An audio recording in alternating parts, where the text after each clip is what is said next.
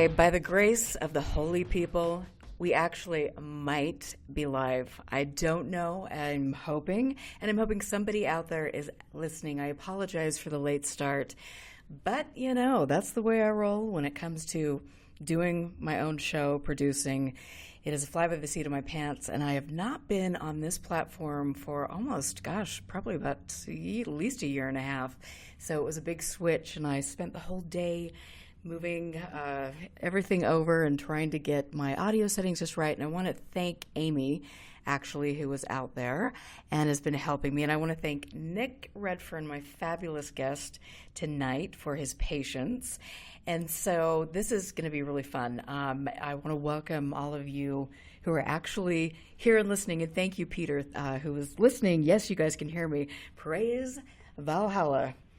Things are coming in together. This is great. I want to thank Mario for always supporting the show, and I want to welcome all of you to Expanding Frontiers.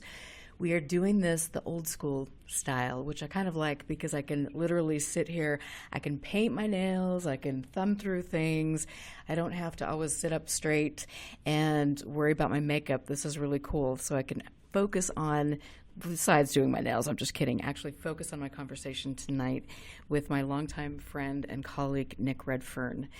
You can go to, just before I bring Nick in, you can go to expandingfrontiersresearch.org to check out our latest work. Jack has been busy doing FOIA requests, and we got a considerable amount of information the other day that has to do with some very exciting topics. So look for a blog coming out soon. I want to thank Jim Morris across the pond for tuning into the show, and all my friends here. You guys rock. You're the reason I'm doing this. I love it. I love it. Love it. Okay. So my guest this evening has written over 2,000 books, and that's in a week. Nick Redfern, man of mystery, and by far, I will just say, the most attractive man in the history of the UFO subject. Rock on, rock on. So thank you for being here. And if I just, for people that don't know how cool Nick is, and really what a prolific writer he is, Nick has written, how many books did you say the other day when we were talking? How many books have you written now? Well, I've written, I think I've written 78 books, and I think there are 26 overseas versions, like German versions and Brazilian editions, that kind of thing. So it gets a little bit difficult for me as well. That is amazing. That I can't imagine how much time you spend doing that, but you're so proficient at doing your research, putting the books together, and they always have beautiful illustrations, and I love it. Yeah, well, the way I like to do it, I like to sort of get up in the morning, and I like to work sort of 8 in the morning to sort of 8 in the morning, and then to finish about 4 or 5 in the afternoon. So I do an 8-hour day, Monday to Friday, and I like to be kind of in that strict kind of way of doing it. But what I do, I never work on weekends, anything like that, and so that way you sort of stay kind of, you don't get frazzled and whatever. So that's how I like to do it. I like to sort of do the work, and then if there's a conference, well, you get ready for the next day, that kind of thing, and just that's just how I like it, really. It's kind of like what I used to do. I used to be in a band, and it's sort of like that, something along those sort of lines, and going to the next gig and that one, and make sure that you keep yourself healthy as well. So, well, that's a hard thing. You definitely have had a very interesting life, and let's go back and talk about your band. back in the olden days, talk about your band, because I know that you're a musician. You played guitar for me before. Oh, well, this was when I was about 17, and it was me and several friends from school, and we did sort of like covers of like punk and new wave songs, and there was like in the little village that I lived in, there was a pub there, and so we'd play the bands, the songs, I mean, and what would happen, of course, there would be about 40 people from the pub would come in and sort of, we'll be like sort of playing something like My Sharona or something, and also like the Ramones, like the Blitzkrieg Bop and all that kind of stuff, and which is the band, my favourite band, the Ramones, and so. So it's good fun, just to sort of have your own little bands and that kind of thing. But did your dad? But come it would see be good. You? Yeah, but it'd be good to sort of resurrect it all again. But we've talked about that. Like you and I, like over the years, have said, wouldn't that be fun if, like, you played guitar and then I did some singing. I could even play, one of my percussion instruments. And we did that like at, one of the conferences. That would really. Oh yeah, you're right. And of course, I'd have to have all my guitars hanging down round by my knees, like the Ramones. I can only play guitars when they're just hanging as far as you can get them down. Well, I can see it now, and I'm sure that you were quite the handful when you were a young one, weren't you? I was the what? You were probably a handful when you were young. I think I probably still am now. I would agree with that, and I bet your dad would agree with that. But yeah, he's doing good. He's just he's coming up to 91, and he's still running around, and he's still a guide at an aircraft museum, and he's still like the Energizer Bunny. So. And he's got a girlfriend, right? Yeah, he's got a girlfriend, and they go out, for lunch and dinner, and they go to the theatre and things. There's a theatre not too far from where he lives, maybe about 2 miles away, and they have a theatre play once a month, so that's good for him, and he's always running around and doing this and doing that, and say, what are you doing, Dad? Oh, well, I've done this and I've done that, and then it's like, jeez. But no, I mean, joking aside, I think a lot of that kind of is what keeps him going, So. Well, he always sounds so cute, and I love the fact that he, if I'm, you every once in a while you'll call me and say, my dad saw you on TV over here, and I think that's really cute, and I hope that at some point in time I have the chance to meet him, because he sounds absolutely lovely. Well, I hope so. I mean, the only downside, of course, is the C word, COVID, and if my dad's always a little bit sort of concerned if I was to come over, and see him, if there's people in his little village, got COVID, and I'd feel terrible if I flew him over here and he gets back into England and gets COVID, you know what I mean, or vice versa, that kind of thing. And the last thing I want to do at 91 is to, give him COVID or anything like that. So. Right. Yeah. No. Absolutely. But that's why. Yeah, but that's why we speak about 3 times a week for about 20 minutes each time, and just see what he's doing and all that kind of stuff. So.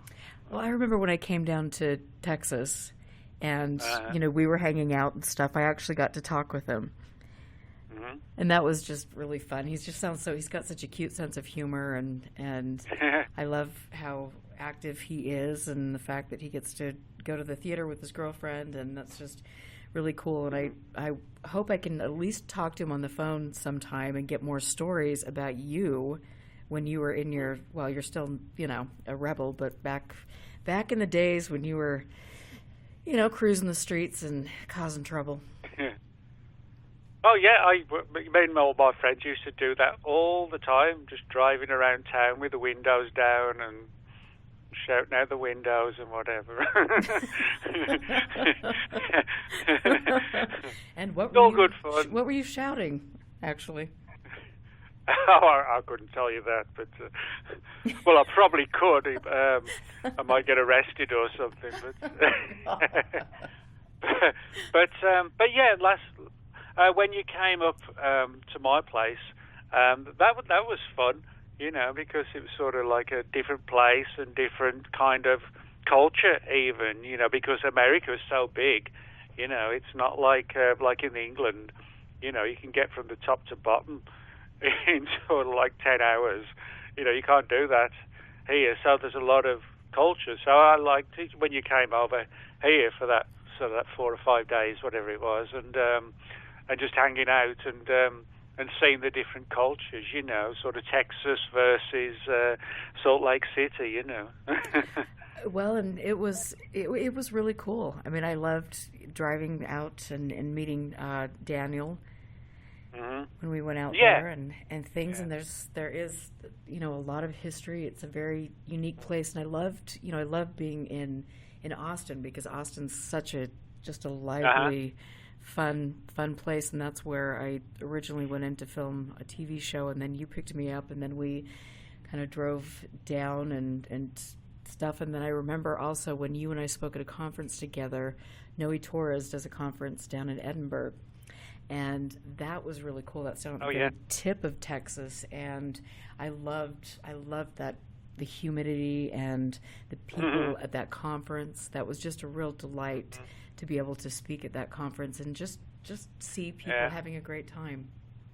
Yeah. Well, for people who are interested, I'm speaking at the Contact in the Desert conference in June, which isn't far away, and I'm speaking about the history of the Men in Black phenomenon, how it all began, and the differences between, like the Hollywood versions of the MIB and the reality of the Men in Black, and I'm doing sort of a workshop on the issues of, is the UFO phenomenon a dangerous one, and what you should do, that kind of thing. So that'll be fun. And then in August, I've got a UFO conference just outside, or not too far away, I should say, from Dallas, and in Jefferson, actually, Texas. And then a couple of more conferences in the later part of the year. So I've probably got altogether, I think I've got about another 8 conferences, but I'll put them all on Facebook as they come up. I'll put them on. So. Well, I'm on the B list. Not even the B list, the D list. I don't know what list I'm on. I'm on the naughty girl list. So. Nothing wrong with that. Well, but the thing that is really interesting, and I just kind of wanted to talk to you about this. There are plenty of critics or people that are not necessarily skeptical, but ask hard questions about some of the claims that are being made. And interestingly enough, they're all speaking at conferences. So, and they're men. So do you think that there is, what gives with that? And should we why are women kind of marginalized in the subject, actually? One of the big problems is that certainly going back to like the 50s and 60s, you had a lot of people in ufology, but it had this kind of angle of, well, we're men, that kind of thing. And we're going to do all these investigations and create these organizations and whatever. And it's pretty sort of pathetic, that, oh, well, you're different to us, that kind of thing. And it's almost like, it's like racism almost, that some people, some women have been treated. It's like, why on earth does that have to happen? I mean, look at all the stuff that you've done, sort of running around the country. You've got you've been on TV, you've done this, you've done that, you've been to conferences all over the place. And but I'm not going to name names, but there's so many of these stupid, all sort of like quasi-macho idiots, it's it really is pathetic, you know what I mean? And it's that kind of unfortunately that kind of thing did happen for a long time, and you still get it now, to some degree, but I'm glad that there are sort of like good positive organizations and things like that, and doing things and being proactive, because that's really what we need, so I think it's but yeah, it's just one of those situations, but and if you get hassles and things like that, just sort of open your hand, pull out the middle finger and point it at them, So.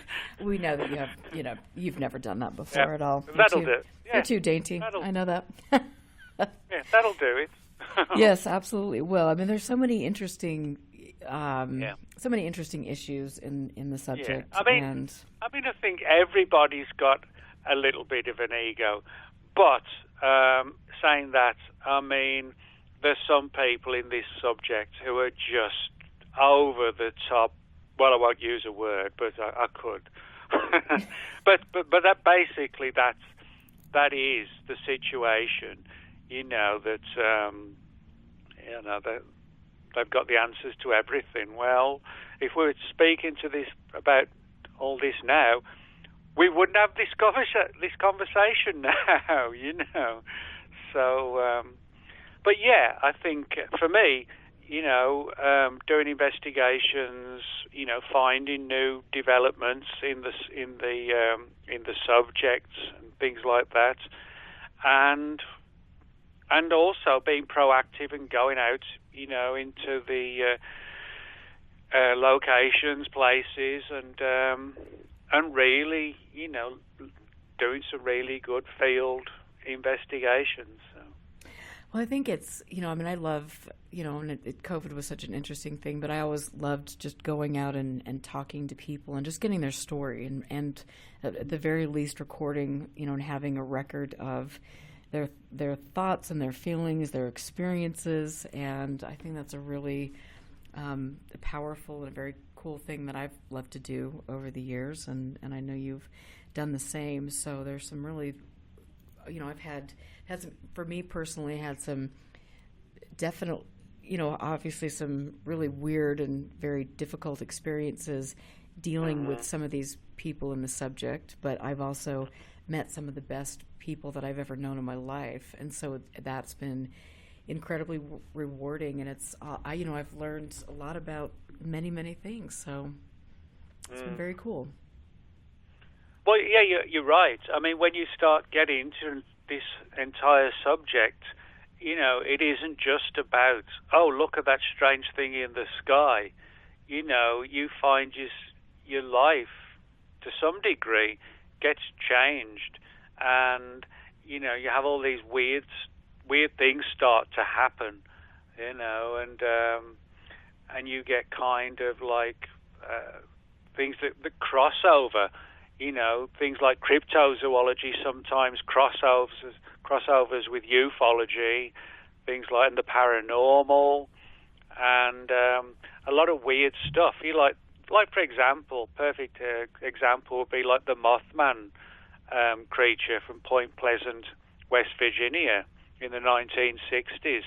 You know, a lot of people started to looking into the Mothman phenomenon, and then they would see UFOs, and then they would sort of have these nightmarish stories that, or nightmares, of having seen these creatures, and before you know it, you kind of, I wouldn't say dominated, but you would certainly be sort of almost taken over by the phenomenon. And by the phenomenon, I don't just mean UFOs, because over the years and very quickly, you know, I learned that a lot of these different subjects like cryptozoology, ufology, the world of the occult and the paranormal, they all have aspects which join together, and you do have to be careful so you don't become sort of paranoid and just, you know, just right in the corner of the room or whatever. You know, because you don't want to go down that path. You know, you want to go the pathway which gives you, you know, sort of a normal life, and also with this world as well, you know, because sometimes people do really get sort of overwhelmed, and you do sometimes see people who've had, you know, sort of nervous breakdowns, that kind of thing, and are manipulated by the phenomenon as well. So you have to be very careful, you know, with these kind of situations. So, like, and that's a great thing to bring up. I mean, how much of the manipulation is actually due to other human beings with an agenda? Well, yeah, that's right. I mean, you know, you've got people in the UFO subject who want to be the big guy kind of thing. You know, the ones who want to do this, the one who wants to do that. But then again, you know, you could also be in a position where you don't need to do that because the phenomenon itself is going to screw you over itself.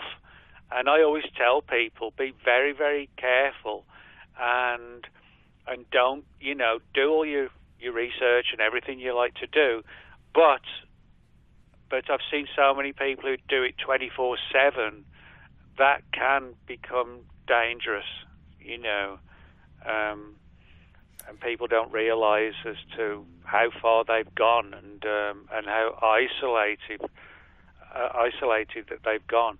You know, so I always say to people, you know, just do what you'd like to do, but have balance, you know, and for me, I mean, that's just my, you know, approach, but you know, everybody's got their own thing, so yeah, I always say to people, yeah, you want to get into ufology and these other ologies, I think it's a good thing to look into it all, and do your thing, but don't get in a position where it becomes an obsession. I mean, an obsession in anything isn't a good thing, you know. Right, and I think, you know, I mean, it's for me, I think for both of us, you know, you watch people that are potentially that are vulnerable. I mean, that have experienced trauma in their lives, or have maybe mental illness or you know, things, and they get into a subject where they're trying to find acceptance, and the people that are the leaders in the subject are promoting absolute, I mean, whether they're delusional and they're doing it themselves, or whether they are involved in a grift and they don't care about other human beings or, whatever the intelligence community is a part of some of these things, who knows what's going on. But there is a real a need, as you say, to try to keep balance and to make sure when you dive into this, it's not like you're going full force into this, because there are quite a few people involved that are going to promote things that can't be verified and that are not good for a person's mental health, in my opinion. No, you're right, and there's a lot of things in that kind of situation. I mean, it's very difficult to sort of, for a lot of people at least, to sort of keep everything in sort of like a smooth line, so to speak. And it isn't easy for a lot of people, because you do have that overwhelming aspect of things, and you've also got, sort of like the psychological warfare, so to speak. A lot of people, when they really get too close, you find, sort of government agents who will really kind of have your head spinning, I'm sure a lot of us who've dug into this subject, for a long time, you can quickly realize that agents and organizations will quite easily and quickly put you in a position that, kind of plunges into a terrible state. And it's done deliberately as well, And so, again, another warning kind of thing. Well, and it is interesting, and I want to ask you, because we see people, like Richard Doty, who, Bob Lazar, we see people that are just full of it, absolutely, just full of it. Wouldn't know how to tell the truth if their life depended on it, and they are held up to, they're these like God-like figures in the subject. They're idolized, and so when you have people that, you've got the Kit Greens in the world, you've got all of these people who have created their own persona, done their own marketing, and played games with people for decades, promoted absolute nonsense, and people are, arguing over, okay, is this guy like really an agent or is he not? And for me, the more I learn about things, the more I would say, no, these guys are grifters. They are using this kind of persona. If somebody was really, truly, I believe, working for intelligence, I don't think they would behave the way these people have behaved over the years. And so, I just, a little word of warning about that. I think we give sometimes too much credence to people that are just getting their kicks out of messing with people. Yeah, you're right. And unfortunately, within the UFO subject itself, you don't know who are the good guys, the ones who are the bad guys, the ones who, in the disinformation area, the guys who, have sort of been for years, looking into things like psychological warfare, disinformation, that kind of thing. And the problem, unfortunately, is that, you get people telling these amazing stories, or somebody else will suddenly hand out 30 or 40 documents about alien autopsies, that kind of thing. And the problem is you don't really know what is the real deal. Is this a real government UFO document, or is it just some kind of faked document to push you away in a different direction? And that kind of thing happens so many times that you don't really know who you can fully trust. And it's one of those situations that the best way to find the answer to that is you keep pushing. But that's really what you have to do. And don't fall into like that kind of stressful kind of situation and paranoid situation of having weird phone calls on the phone, that kind of thing. You have to beat those kind of people at their game. Yeah, and I mean, it is interesting. I think, you're bringing up a good point here. You get people that are releasing, oh my God, I've got these leaked documents. I've got, A, B, C, and D. And first of all, if you're going out there and putting your face all over YouTube and you've got a leaked document and it's a real document, you're going to be in prison. I mean, these are offenses. These are criminal offenses. And you will be held accountable, and you should be held accountable for that kind of stuff. And so, anytime somebody is like promoting the fact, I think of Jeremy Corbell. Oh, this leaked document. Oh, this and that. And I mean, it's like, okay, dude, no, let's get real. You're really not even genuine or accurate, because if that was the case, there would be serious repercussions for you. And so people have to be smart enough to say, okay, here we've got this document, or here we've got somebody claiming that he served in the intelligence community or he served in the military. There are ways to fact check.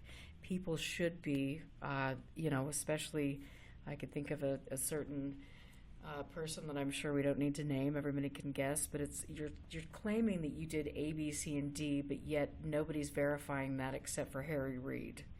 Okay, well, there's a problem there.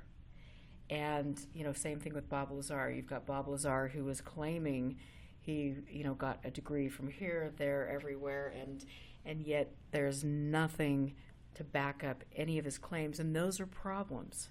Those should be red flags for everybody. And you can't just say, well, it's because I'm disclosing this top secret technology and yada, yada, yada, that they've just wiped everything off the record. No, really, no, that's just not the case. If you really had, I don't think they'd be letting you continue to blather on coast to coast for 2 decades. Let's get real about that, Well, yeah, I mean, you made a lot of good points there, and you have to be careful. You've got names and places and documents, and some people will literally just jump into the story and put it out on their blog, etc.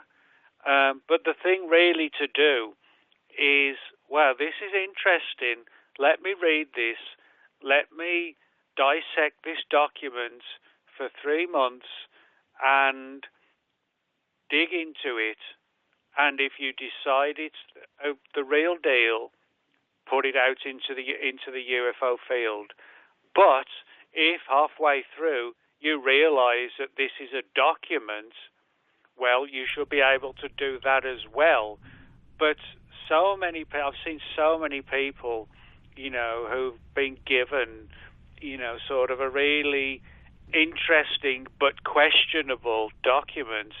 If you fall into somebody like that, you have to be extremely careful, and that's what I try to do. I mean, I've been on the other side of kind of a lot of other people, and I waited and waited and waited until I felt I'd gone as far as I could have gone. But sometimes, you don't get that. Somebody is given a document that says top secret, and before you know it, it's on this UFO site and this UFO site and this UFO site. And that's the worst thing you can do. The best to do is just take it carefully. Anybody listening, I mean, I'm not their dad, It's not my job to say this, that, or this or that, But if you're going to look into all of this, just get to it, and see what happens. And that's why, like with my books, for example, for the most of the time, you don't hear anything about my books until they come out, like my Rendlesham Forest book, and my Marilyn Monroe book on Marilyn. I didn't release anything to anybody until I was sure I got everything that was all the really good material. But somebody else could stand up and just really quickly jump up and say, I've got this about Marilyn Monroe, that kind of thing. But, doing it that way is just too reckless. You need to just do it bit by bit. And that's what I always tell people to do, bit by bit. Check the type. Like for example, check the typeface on the typewriters. That looks like kind of, it was on like some old school kind typewriter. A document supposedly printed on one of these documents. That kind of thing. But you've got to be careful. But so many people, unfortunately, are not careful. Well, and I when you get into this, it's like this is a whole new world, and this is the Wild West, and we're breaking ground, and we're doing things that are pushing boundaries, and we're pushing the government, and we're doing all of, we're doing all of, trying to promote disclosure because they're withholding things, and and so you get kind of wrapped up in all of that, and it is easy to see how somebody could go down, the path of thinking, okay, this person who is, a physicist has approached me, has befriended me, spends a lot of time with me, and is giving me this information to put forward. Whoa, I'm really special. Or, this guy that supposedly owns a ranch, but probably doesn't, because I would be willing to bet he doesn't. But, you've got this person, approaching you and spending all this time with you on Twitter messages and making you feel special and making you feel like you've got this insider information. And yet, okay, why are these people, spending their time when they're allegedly these groundbreaking scientists and multi-billionaires that are changing the world? Well, maybe we should be asking questions to them instead of just accepting all of the information that they're putting forward. Do you know what I'm saying? Yeah. Well, a lot of the whole UFO subject, if you like, is specifically directed to keep people away from the real phenomenon and the real UFO material. And I think that's an important thing to know, to make sure that you know what you're talking about, rather than looking at things that look real, but instead of looking, like 50 years old or whatever, that they're sort of really like made in somebody's garage or whatever, made by his mom or something or whatever for him. That kind of thing. Well, yeah, I mean, you have those kind of like ridiculous situations, but you do have a lot of highly skilled people who create bogus stories in the UFO field to make sure that they don't really know, that we don't really know, I should say, don't really understand what's going on. And so I always tell people, just be careful, go careful. But also the other big thing is get out in the field. I mean, there's nothing better than, whether it's like Bigfoot investigations, UFOs, lake monsters, all the different things that I like. The best way to find the answers are to go out there I mean, it's me sitting tonight in Arlington, Texas tonight, where I live. I mean, I'm not really going to find much about Bigfoot, in that part of Texas. But by going out, into different parts of Texas, well, that changes things.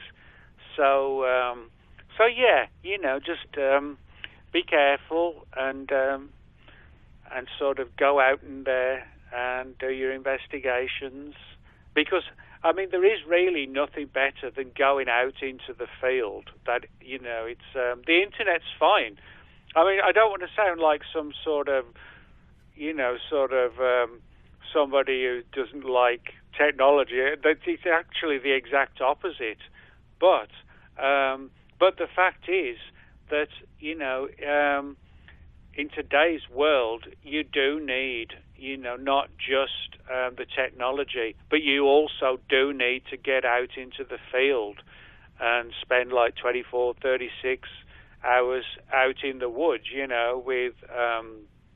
with cameras, that kind of thing, And if you're on like a Bigfoot expedition, because that's the only way to do it, But what if, because belief is such a powerful thing, and I, with the Skinwalker saga, that, you're told a lot of stories, and then you go to a specific place, and then, you're so amped up, you think you're seeing things when in all actuality that's a satellite, or that is a plane, or that is, an oil fire from an oil rig down the way and things. And there's so many different things in the environment. If you're going into a new environment, you don't know about, you can't fully understand until you're there, and you might have the propensity to kind of go, you might take that and say, oh my gosh, this is Bigfoot, this is paranormal, this is something that it isn't, because of the stories that you've been told, and because you might not have the knowledge or skill set to identify things in that particular environment. Yeah, well, I mean, this is one of the angles of ufology that a lot of people in ufology don't like, and that is the crossover between ufology and the worlds of like the paranormal, the supernatural, and the occult.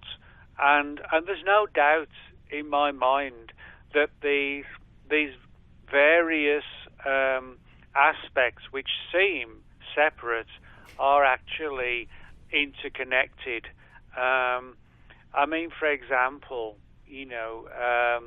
when you're talking about UFOs, think people like, for example, in the late 1940s, people like Jack Parsons, the legendary rocket pioneer. Now, Jack, who died in sort of bizarre death, and he was someone who was heavy into UFOs, but he was also heavily into the occult, and he was good friends with Aleister Crowley. And the more you look into it, you will see that there really are a lot of more weirder and stranger aspects of ufology that blend together with things like the occult, and it's not just like this is just a joke or whatever. It's not, and that's why I wrote my book in 2010, Final Events, which is sort of like a book that talks about how the UFO subject crosses over to the supernatural world, and a lot of people don't like that. I remember chatting with Stan Friedman, one of the last conversations I had with him before he died, and And Stan was like, no. Stan was like, no. It's extraterrestrial. No. I said, Stan, it isn't really all just extraterrestrial. There's some even weirder aspects to all this. And but Stan was just like nuts and bolts and crashed UFOs. And I mean, Stan was a great guy. And you know, I miss him. He was a nice guy, but he just really would not touch the occult side of ufology or the occult sides of cryptozoology. You know, the study of unknown animals. I mean, for example, Aleister Crowley for almost 9 years had a house on the shores of Loch Ness. You know, I mean, that's got to tell you something about why there's a monster in Loch Ness, you know, because Crowley probably conjured the thing up, you know. Or is it just a good way to drive tourism to that area? Well, I mean, it could be, but there's no doubt, you know, that there's a lot of weird things that pops up, you know, in places where you expect them not to pop up, that kind of thing. But when you think about, I think a lot of people, when they get into the UFO subject, they focus on, oh yeah, aliens and UFOs, but they don't pick up on, you know, the weirder, you know, aspects of the subject. But for me, I kind of embrace the lot because I think there is a connection between most of these different things. I don't think all of these things are sort of unconnected. I think they are. I mean, really, they are connected. You know, but I mean, it's like with Bigfoot. You know, there's so many people who are in the Bigfoot research community, if you like. But the problem is they don't want to know about the UFO or the paranormal aspect of Bigfoot, which there clearly is one. But the problem is there's so many people who don't want to mess around with that. They just want to say, oh yeah, Bigfoot. The Bigfoot creatures are just giant apes. But they're not. You know, there's stories of the Bigfoot creatures vanishing, you know, becoming invisible.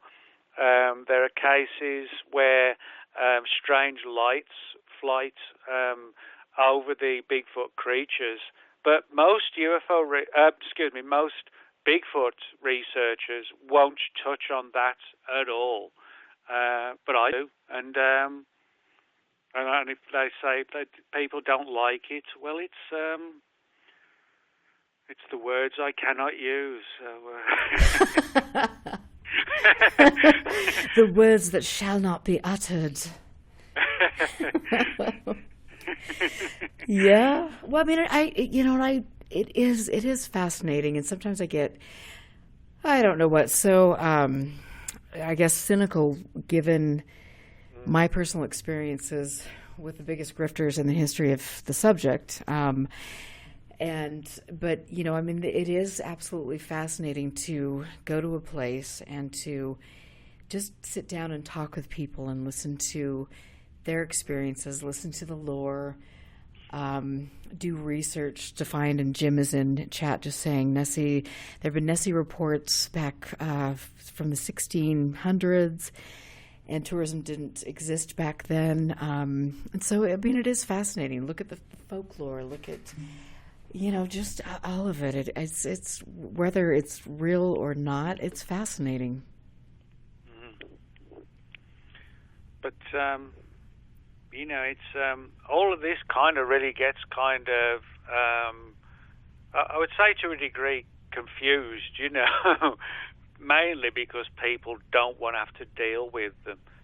I mean, I have so many friends in the Bigfoot community who every weekend looking for Bigfoot or a Bigfoot, I mean, people often think, there's just one Bigfoot running around the United States, like running around at 90 miles an hour or something.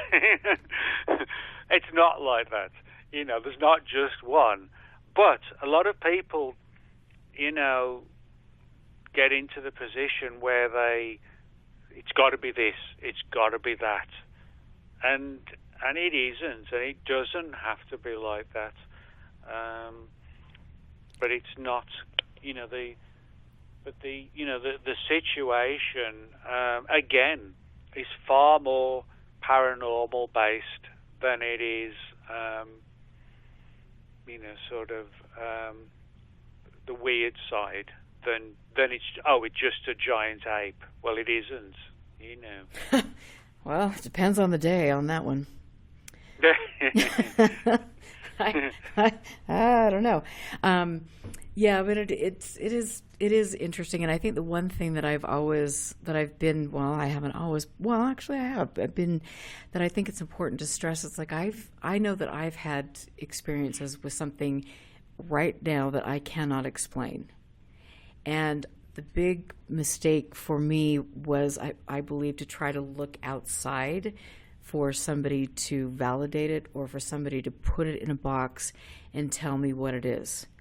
Because the second you try to do that and ask other people what it is, especially in the world of ufology, you're going to get a lot of opinions that are pushing you, or, the paranormal or things pushing you in a direction that, this is a demon, it's an angel, it's Grandma Moses back from the dead, it's, A, B, C, and D. And it's like, that might not be the case at all. And so why not, if you have an experience, this is kind of my advice, you have an experience, you get a journal, you write it down, you keep writing in your journal, you come back to it, you note what was going on in your life, the stresses that you had, different things that were taking place in the environment, and what you watched on TV, what you ate for breakfast. I mean, just things like that. And then, revisit that, in a few years and see if that still has a meaning. But I just think these are, if you do have,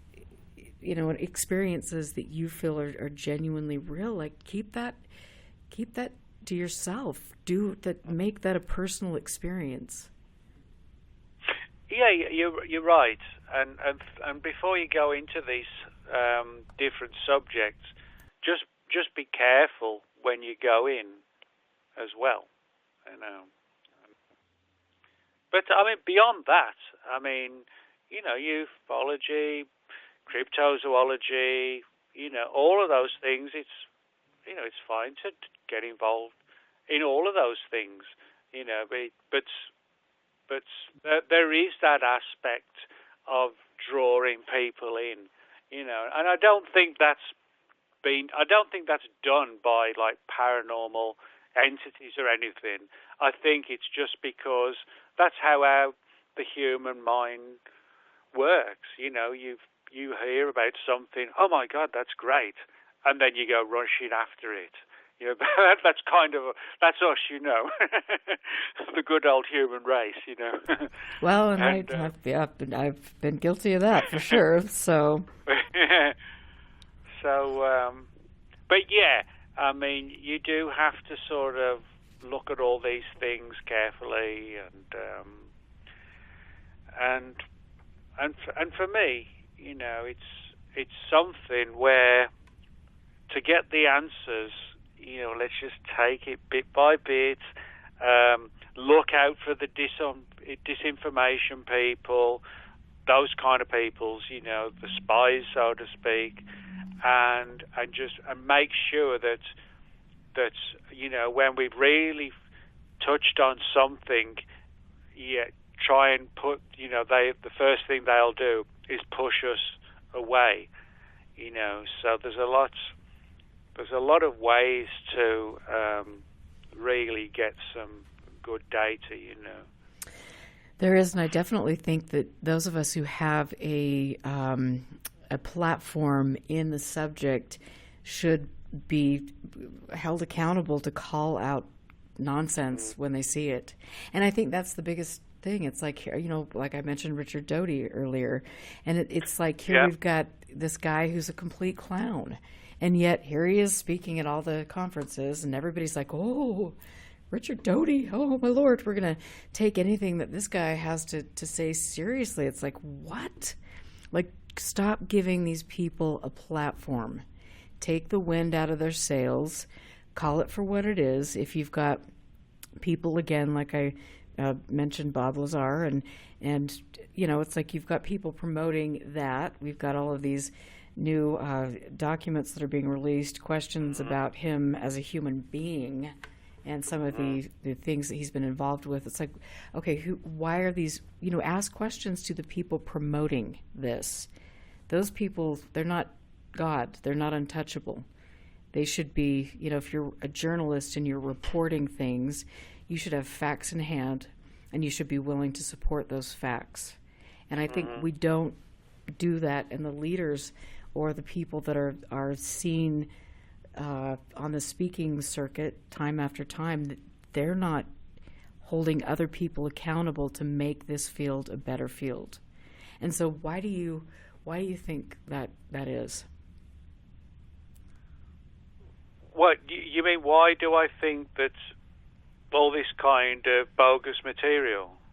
Yeah, why do you think that there are so many people, like when you go to specific conferences or you're listening to late night radio or things, and you hear people that are speaking that are we know are not credible? Yeah. Why don't other people stand up and say, wait a minute, I've got a public platform, I'm not going to I care about the integrity of the subject. I care about the people that are having these claims, and I care about people that are potentially vulnerable mentally, and so I have an obligation to stand up and say to other people that are potentially harming people, okay, wait a minute, this isn't okay. And over the decade after decade in this subject, you don't see a lot of people that really have the fortitude to do that. And so what can we do? How can we make, you know what I'm saying? Yeah. Well, I think what a lot of it comes down to is this, that the UFO subject is so important because it is a real phenomenon. Now, I don't know whether it's extraterrestrial or multi-terrestrial, or they're from time travelers, or what they are. I don't know. But what I do know is that over the years, when there have been significant UFO events, that government agents have done their absolute best to try and keep the truth away from us. So, in other words, all of the just different parts of the UFO phenomenon and the reasons why you've got these agents, if you like, who have the skills to push somebody away from this direction and that direction, that all of this is meant. It's all it's meant to be done because, and they're the same people creating these bogus documents, things like that. And so, looking at it all, we then realize that, oh my God, this is wrong, or this doesn't look like the real deal, that kind of thing. But there is something. You see, what I mean is that if people like me and you and everybody in ufology, if we weren't being followed and if we weren't being sort of persecuted or whatever, we would not have people following us.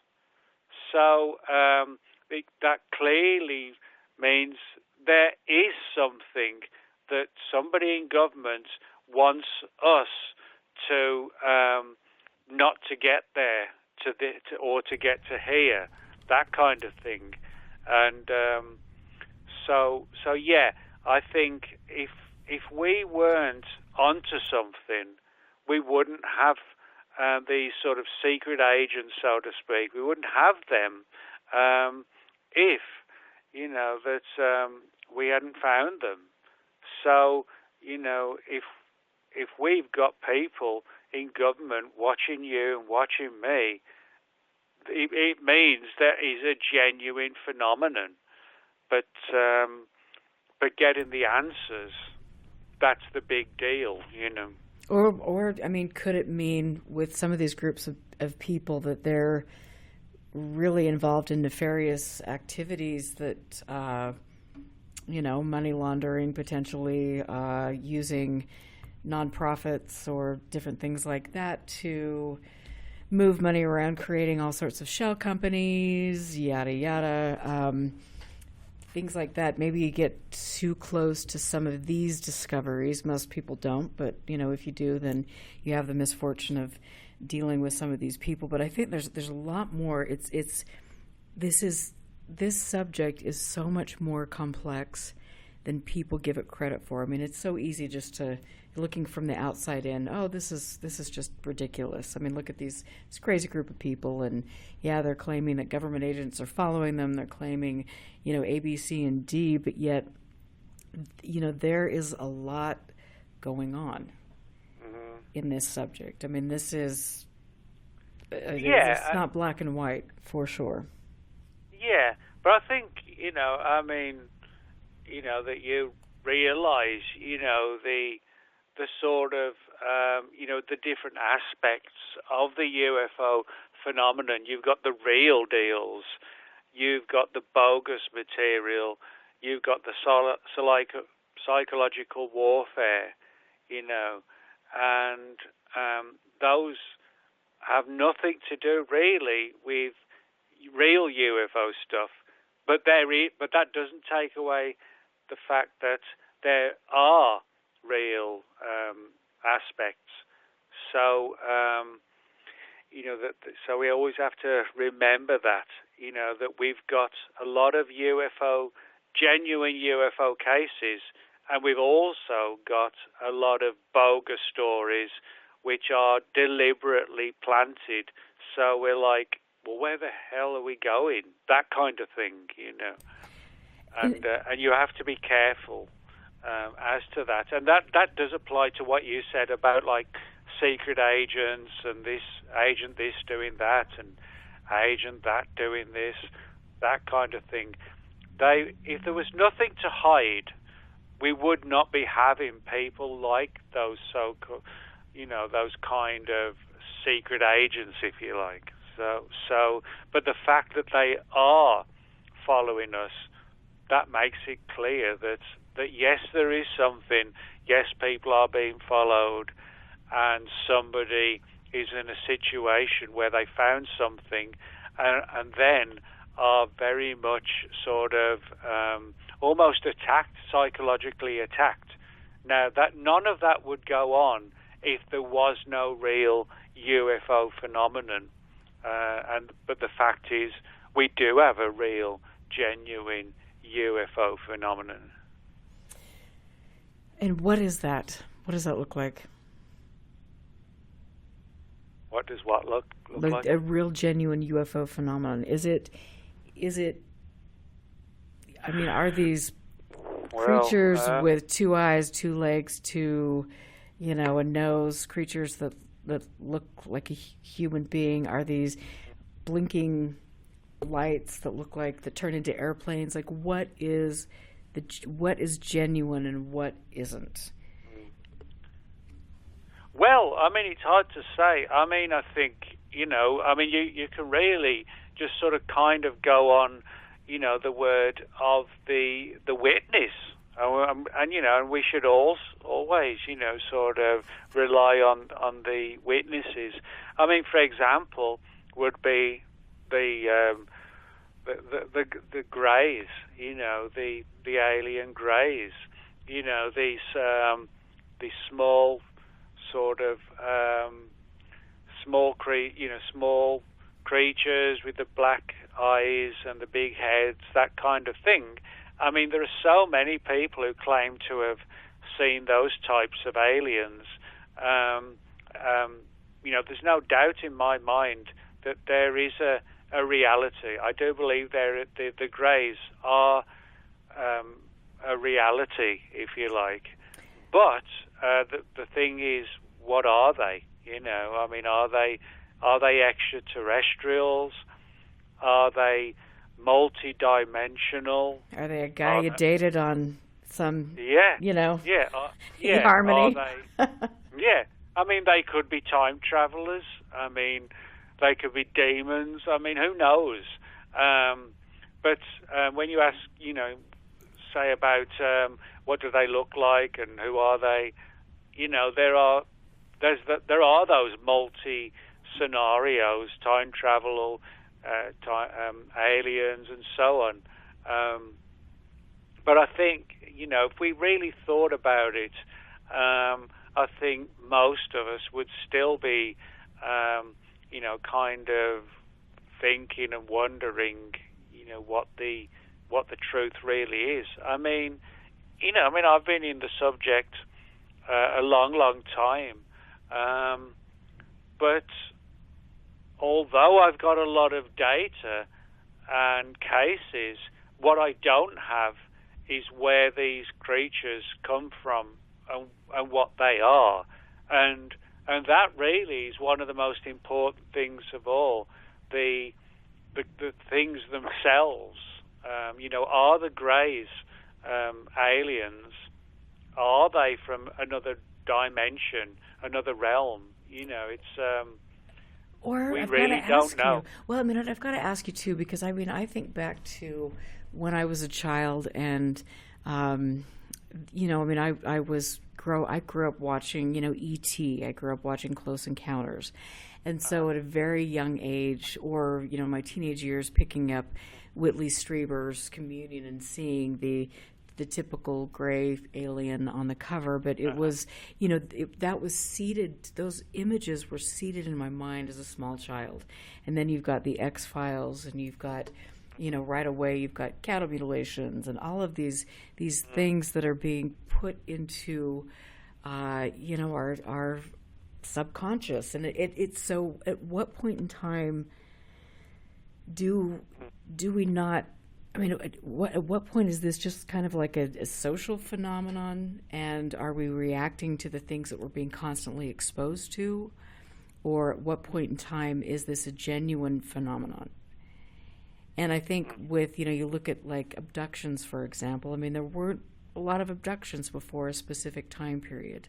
And then for, during the 80s and 90s, this was a very big thing, as seen on Oprah and all over the place. And then that has died down again. You don't hear a lot about that. And so, there's so many questions to ask about all of this, about our own belief systems, about our own perceptions. Like, how do you really delineate, how do you separate this and properly investigate these things without some of these external influences that we've been exposed to for decades? Well, yeah, you're right. Trying to fathom out things like the Greys, is incredibly difficult. Other aspects of the phenomenon itself, how do you sort of differentiate from the Greys being aliens or being, for example, Mactonis's as crypto, what did he call them? Crypto, what were they? I forget what they're called now, but Mactoni's alien, so to speak, he came to believe that crypto-terrestrials. Yeah, and Mac, who sadly died young, he thought that the Greys, so to speak, could actually be an ancient human civilization that lived underground, and they sort of camouflaged themselves by camouflaging camouflaging them as extraterrestrials when they might have been like time travelers or something else. So with things like, as you said, with the greys, it really is difficult to try and figure out what we're dealing with, because we know there's a phenomenon or multiple phenomena, but what we don't have is the origins from where they come. And the other angle, of course, is what their agenda is. And the important thing is we don't get much out of them on that sort of situation. And a lot of people, they just want to jump into their arms, you know. But for me... Well, sounded good to me. But so we have to be careful every time with whatever, you know, in relation to what these creatures are.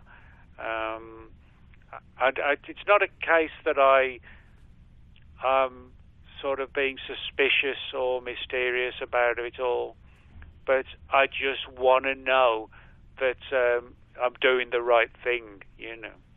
Yeah, absolutely. And I want to read something that I have in the Druffle files. This is one of these things that I picked out, and this was something that was sent to her by someone. I'm not quite, I'm not going to read the name. But so here we've got, it's the title is Abductees Drawings, Wake Up America, They Are Here Now. And then it says, Keep an Open Mind, 2 books that tell the truth, The Threat by David Jacobs, The Biggest Secret by David Icke, Love. And then it states, Guns Meet Violence with Violence. And you have a very interesting drawing of a dinosaur. I'm not quite sure. And then it says, The reptilian I've seen was about 4 feet tall, very stocky in build, a mouthful of sharp teeth, big round yellowish gold eyes, claw-like hands with long nails. It has small and large bumps on it, kind of like warts but different. The reptilian I've seen was very dark in color. The little black guy, in parentheses, he looks blackish, brownish, greenish. He looks like he is a kickback from the dinosaur ages. He walks like one of them. Out of all the creatures I've seen, this one is the most frightening and intimidating. This one scares me. And then you've got this is like a little pamphlet that somebody prepared with different photos of reptilians and aliens, and then the cat's out of the bag. And the United Nations has talked about this, and they're announcing the New World Order, a.k.a. Ununited Nations, in this country now here. Trucks, tanks from Russia, Germany, training German pilots, and yada yada. A recent member of MJ-12 in a 1992 address to the Bilderberg Group in Evian, France, said today Americans would be outraged if UN entered Los Angeles to restore order. Today they would be grateful. That member was Henry Kissinger. You know, and so this goes on and talks about the story of Hitler's filmmaker and Heaven's Gate Explained and on and Virgin Mary, and it's like, oh my Lord, you can't make this stuff up. Well, I mean, you can't. Well, clearly you can, but I mean, what do you think about some of this type of stuff that you have seen and encountered over the years, where we've got the David Icke creatures, the reptilian shapeshifters, the New World Order, the secret cabal, things like that. And do you think that is potentially dangerous to not only a human being, but to perhaps our country? Well, I mean, when it comes to, you know, these shape-shifting so reptilians, and particularly all these stories about, you know, the royal family and all that, I don't really have any time for that, really. You know, I don't believe that Queen Elizabeth was a flesh-eating dinosaur or something like that, you know. I really don't believe that at all. Now, that doesn't mean that there aren't like reptilian-type creatures. That's a totally different thing. You know, we could have... I mean, there's a lot of people have said they've seen the reptilians. You know, so, and there's a lot of cases like that.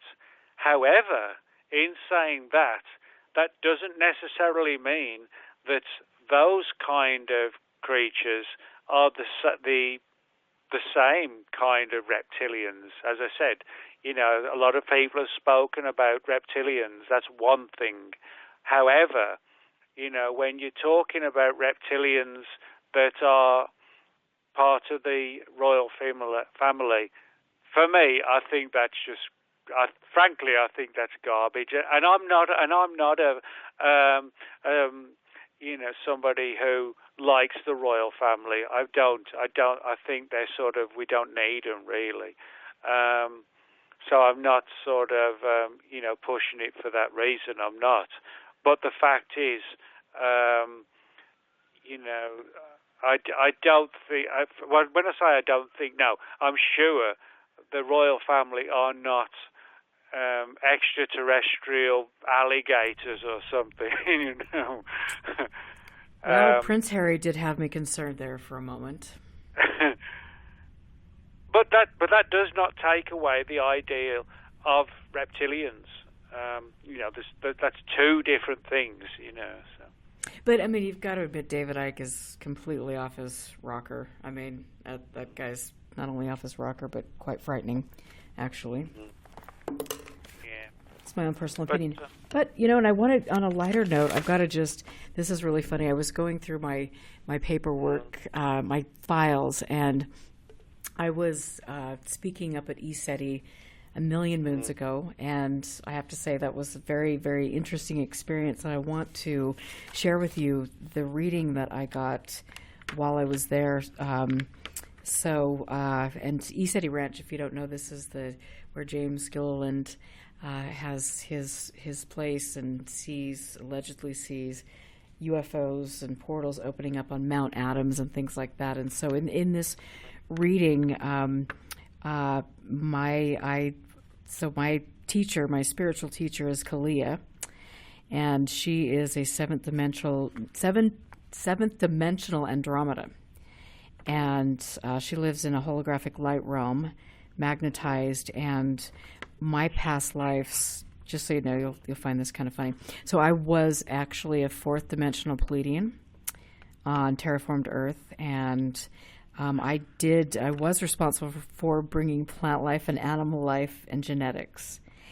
And I was also a part of the Reptilian Wars, speaking of. And I was a feline being, which, obviously that's totally clear. And I was from a Sirian star system, like the beings in Avatar. And when I was 9 years old, there was a parking lot landing, and that's where the Greys were messing with me. So, just wanted to share that with you. Those are things that you didn't know about me, right? Yeah, well, I mean, you can find a lot of stories over the years and centuries and over the millennia, when it comes to reptilian-type creatures. Like for example, Quetzalcoatl, from centuries ago or millennia ago. And you've got the David Icke reptilians, and you've got also just creatures that look like upright reptilians, and so you've got a lot of things to think about. But like I said, I mean, for me, the royal family thing, I'm not a fan of the royal family at all. I don't like them, but I don't think the little great, what was it? Not the Queen, but any of them. I don't believe that the Queen at night changes into a giant snake thing or something or whatever. Well, I mean, it would be amazing to see it. I just don't think it's going to happen. Oh, well, I don't know if I'd really even want to see that, but that's okay. That is what it is. But I want to talk to you about the strange case of APEN. And in that whole series, I know that you and I have talked a little bit about that before, and what was happening with Jenny Randall's. I'm sorry. What what case was it? So it was APEN. Oh, APEN. Oh, yeah. Oh, wow. I hardly ever get asked about that. Yeah, APEN, APEN, back in the 1970s, was a UK-based UFO organisation which sort of pretended to be like a UFO organisation. But it was infiltrated by a lot of people who essentially used APEN as a front, and they would join APEN, and they would sort of learn as much new material on UFOs. You know, in other words, the people in the group were not actually really UFO investigators, but they would sort of break into UFO organizations and say, could we please join your organization? And we work for this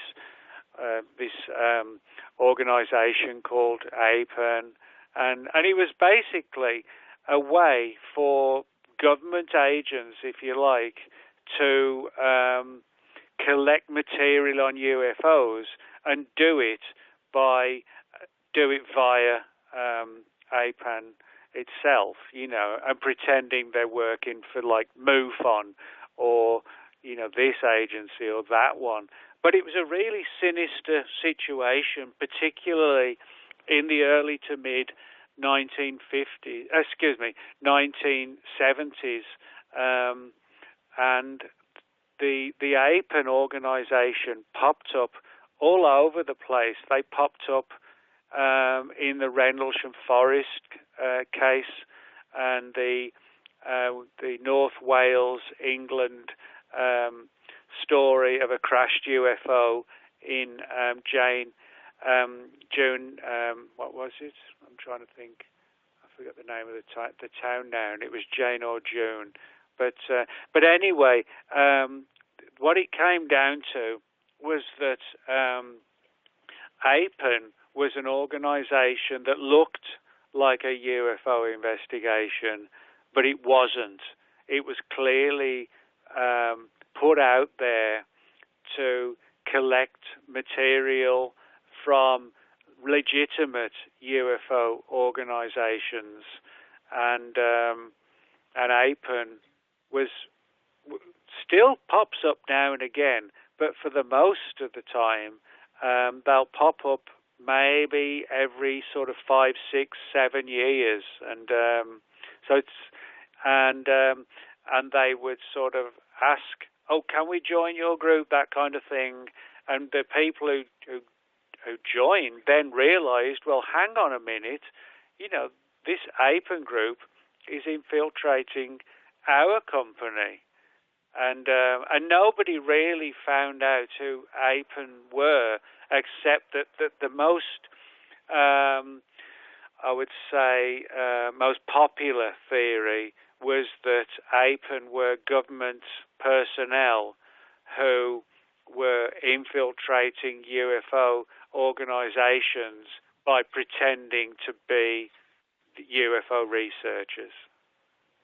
And wasn't there some ties to this group, the Aerial Phenomenon Inquiry Network? Weren't there? Wasn't that about the same time frame when specific investigators were receiving messages that were akin to Nazi propaganda?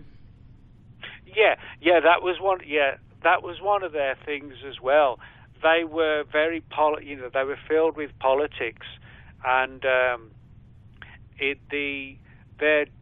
data, their paperwork, things like this, a lot of that was sort of born in kind of like Nazi images and that kind of thing, you know, which is not really the one of the, you know, the kind of thing that you really want to see, you know, and shouldn't see, you know. I mean, we've had enough of that. We don't want, you know, the Nazis getting resurrected again, for goodness sake. But there's no doubt that APEN was heavily connected with sort of early Nazi data and emblems and pictures and things like that. And a lot of people thought, and I think they were correct, a lot of people who joined APEN felt they should join because they actually did have sort of a linking, if you like, of APEN. You know, that they were sort of like sort of shadowy Nazis, if you like, hidden in the background. But so yeah, APEN I think was partially, at least, APEN was a kind of way of sort of resurrecting and pulling in people who wanted to get brought into Nazi organizations, but do it via a UFO group. You know, the UFO group would be like a shadow cover, so to speak. Mm-hmm. And I think, you know, from what I understand, you know, that was pretty kind of the way to infiltrate groups. I mean, I think punk rock groups were infiltrated as well. I mean, there were a lot of, and we see that nowadays. There are groups of people that have specific, you know, ideologies, and they can be manipulated by people with agendas like that, and that's what is so concerning. And that's why, in my opinion, that whole affair of APEN is something that should be talked about a little bit more. And I know that, and I believe, if I'm not mistaken, that Jenny was sent audio recordings of Nazis marching, of speeches from Hitler, and I could be wrong about this, but can you just correct me on that, or give a little more clarification?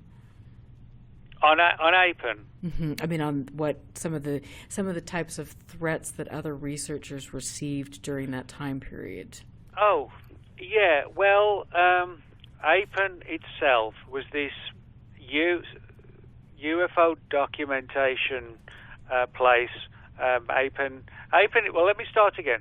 APEN was an organization that suddenly popped up in the mid-1970s, sort of mid-1970s, and they were basically created by a lot of people who we don't really know, which is intriguing in itself. But a lot of these people decided to join APEN. And when they got into the organization, they realized that APEN had this Nazi agenda. In other words, they were sort of brought into APEN under the sort of covers and the shadows of other ways and means to bring people into ufology, when really they were bringing in people into APEN who wanted to bring a lot of people into the Nazi party and that kind of thing. So APEN was like a shadow, if you like.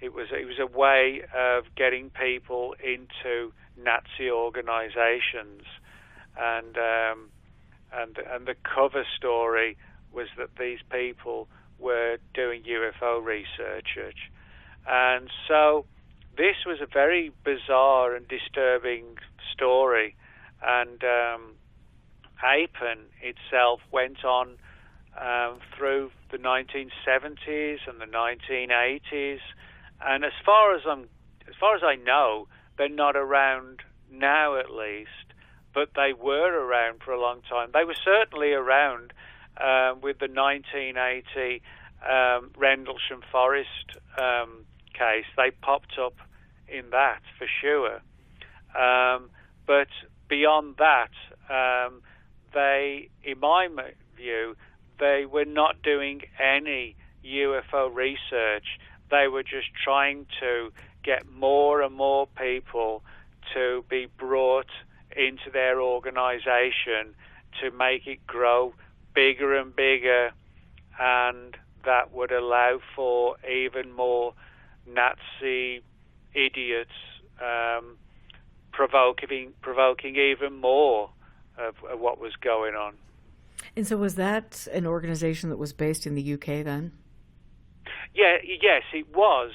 But however, saying that, several people have said over the years that that they had gone over to the United States and had been approached by APEN and asked about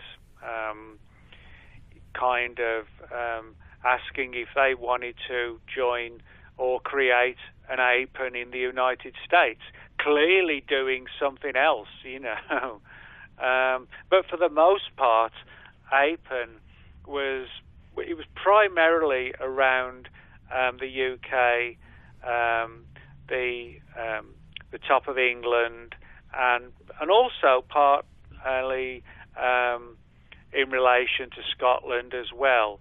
But what it came down to was simply that getting these people brought into this APEN, which wasn't really real, and it was all meant to suck in UFO researchers, and not realizing they're being brought into Nazi organizations.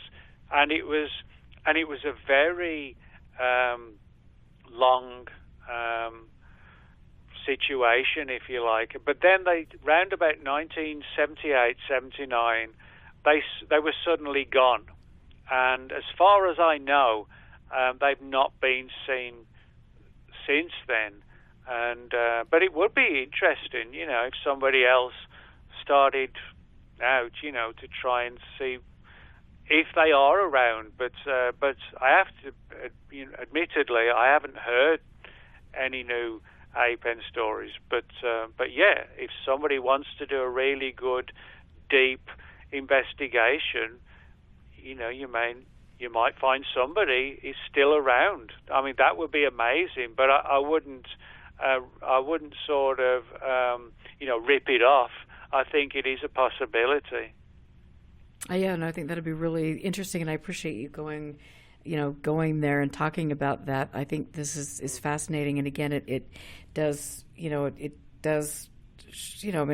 anytime you've got groups of people, they are, even if it's moms knitting for, whatever, or any type of group, they are, people are definitely susceptible to outside influences that are not promoting things that are in the best, obviously, things that we would not want to promote. It's quite disturbing. And I will say that it is interesting to me in the subject, the UFO history, how many different ways that thread can be shown, and yet not a lot of people talk about it, whether they just are trying to ignore that was happening, or whether they were involved, or whatever. I believe that things like that need to have a little bit of a light shown on them so we can understand some of the pitfalls and potential dangers in aligning yourself with specific things. And so anyway, thank you for letting me go there. But I want to talk a little bit about some of your latest books and what you've done. You mentioned Marilyn Monroe. Let's talk a little bit about that. Uh-huh. Well, yeah, I've written several books. I try and do about 3 books a year. That's about enough for me before my brain explodes. But yeah, well, one of the books that's coming out, and which is totally finished, it's called The Werewolf Book, and it's an A to Z of everything to do with werewolves. So that'll be kind of like a paranormal cryptozoology book. And it sort of looks at the history, of werewolves and dogmen and things like that, and and all in A to Z style, going back things right back, to things like the Dogmen, things like that, and that book will be coming out in August, so that's not too far away, and you can actually see the cover already on Amazon. If you go to Amazon.com, look on Nick Redfern Books, and then next to it just put the werewolf book. You'll see the cover and the link, and they've done a really good cover for the werewolf cover. That's a good one.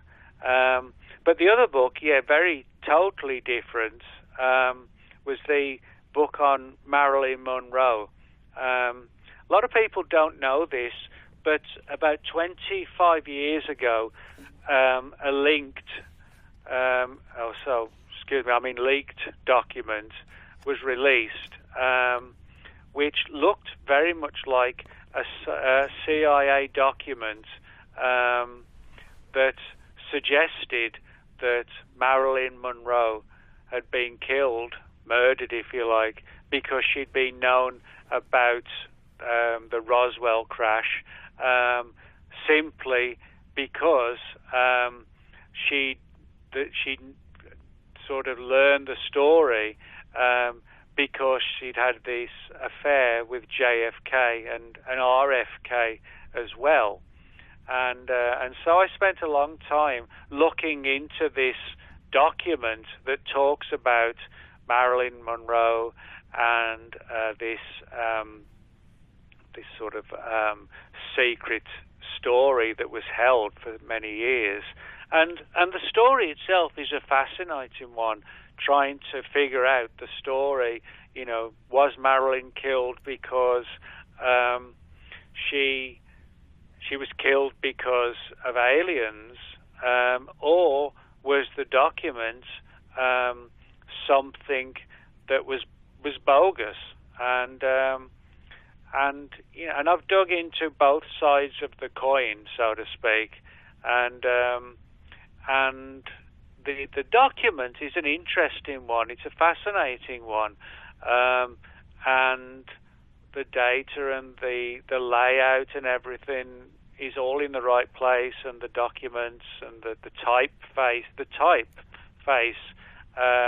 When I did some research on it, I found that the document and the typeface on the document actually was placed in 1956.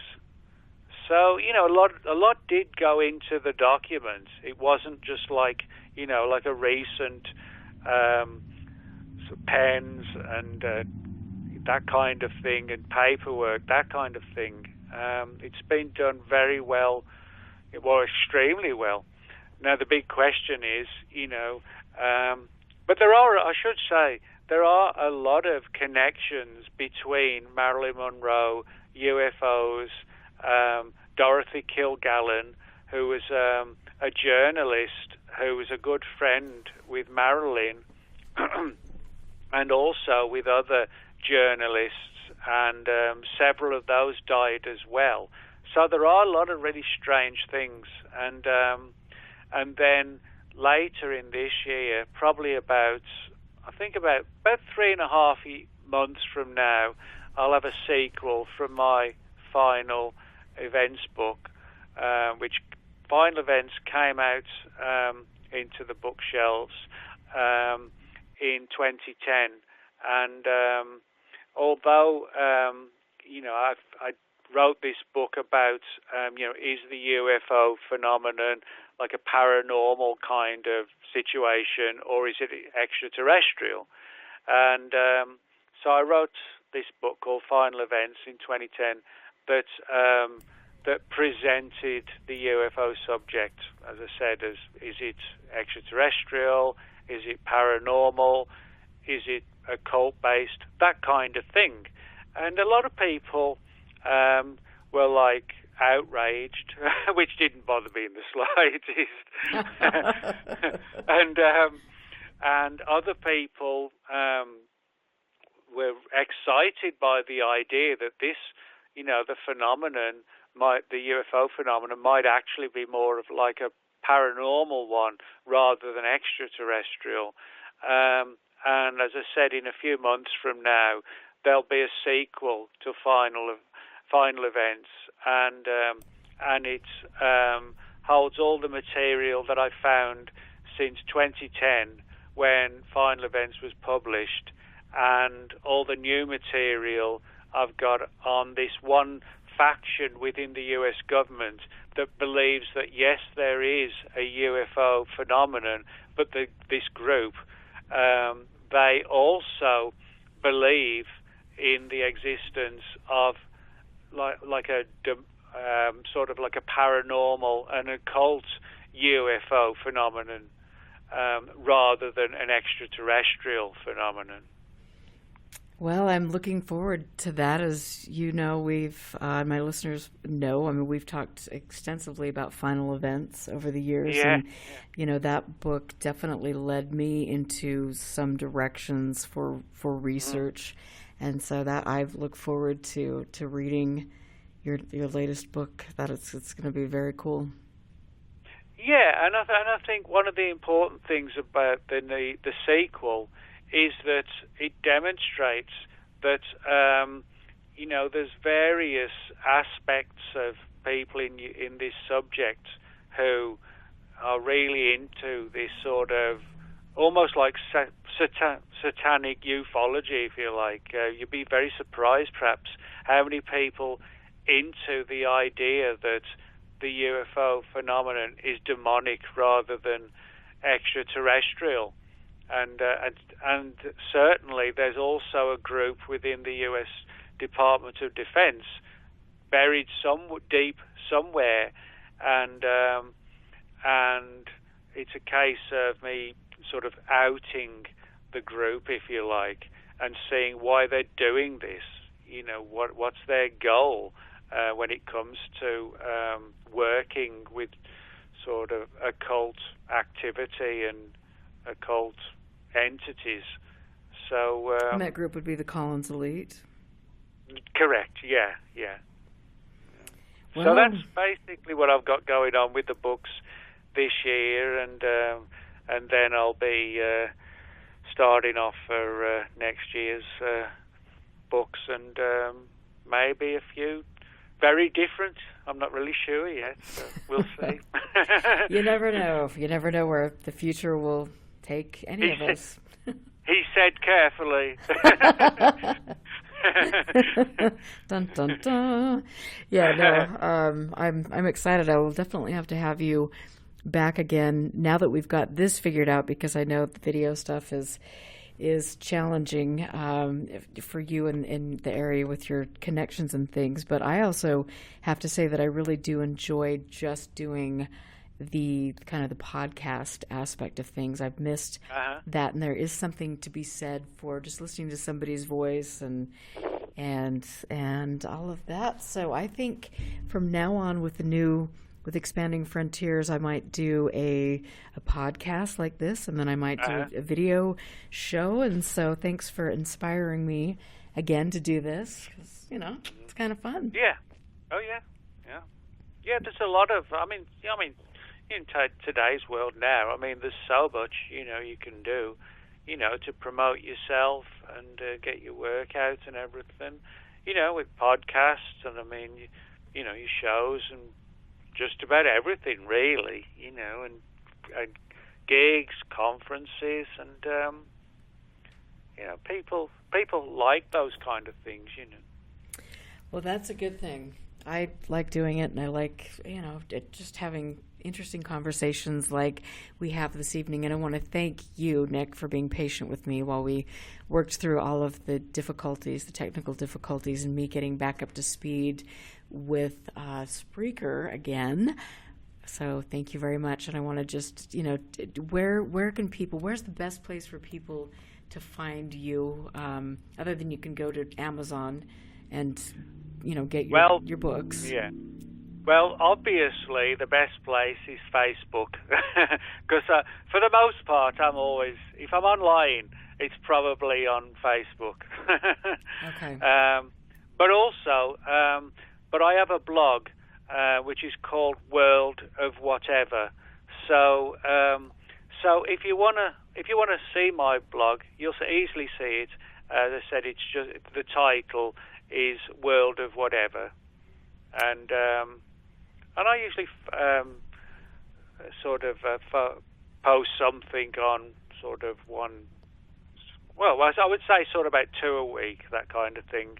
Latest stories and material and things I'm doing, that kind of thing. And I'm always happy to chat with people and see what's going down. So. Well, that is good. And I'm sitting here with, just piles of your books, The Slender Man Mysteries, Close Encounters of the Fatal Kind, Paranormal Parasites, The Black Diary. I mean, all of these books, Final Events. I've got 2 copies of Final Events, one that I do not write in and one that I've taken a lot of notes over the years in. And so this is just, I really enjoy talking with you. I enjoy the things that I've learned from you and the adventures that both you and I have had over the years at different conferences, and you coming to Salt Lake and me coming to Texas and things. Yeah, that was fun. Yeah, that was fun to show you some of the sites and to take you to that old bookstore downtown. Oh yeah, gosh, that was so cool. I love that place. Oh yeah, we'll have to go there again. That was a really cool place. Yeah. Yeah, Ken Sanders, and interestingly enough, Ken Sanders has moved to a different location, which is sad because I loved the mural on the side of that building. But he was the one. If you get into like Mark Hoffman and the Salamander letter, Mark Hoffman was quite a brilliant forger and was involved in murder cases in Utah, and Ken Sanders did work with that because of his expertise in documents. And so that's a really cool place. So yeah, definitely when you come next time, we will have to get you back out to his new location and then go to Gilgood Gardens again. If you remember that place where you've got the big Joseph Smith Sphinx statue. Yeah, I remember that. That other old bookstore, and I ended up spending all of my books on old UFO books from the 1950s and whatever.